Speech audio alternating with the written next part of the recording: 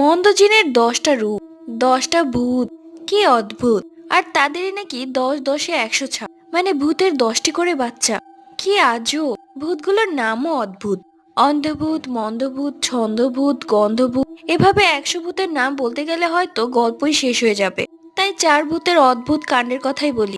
মন্দজিনের মন্দ বাচ্চা ভীষণ দুষ্ট, একজন আরেকজনকে কাতুকুতু দেয়। মন্দজিনের বাচ্চা মানেই মন্দভূত। কেউ সাদা বিড়াল হয়ে মানুষের পিছু নেয়, কেউ কুকুরের বাচ্চা সেজে লেজ নাড়ে, কেউ বা 7 রাঙা প্রজাপতি হয়ে 2 কাঁধের ওপর ওড়ে, আরেকজন 2 মিনিট পর পর রূপ পাল্টায়। অদ্ভুত ভূতের বাচ্চার কারখানার কথাই বলি। শেষ ভূতের বাচ্চার নাম ছন্দভূত।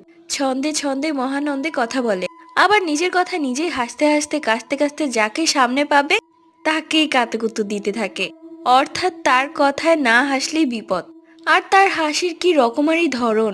চেপে চেপে চাপা হাসি, কেঁপে কেঁপে কাপা হাসি।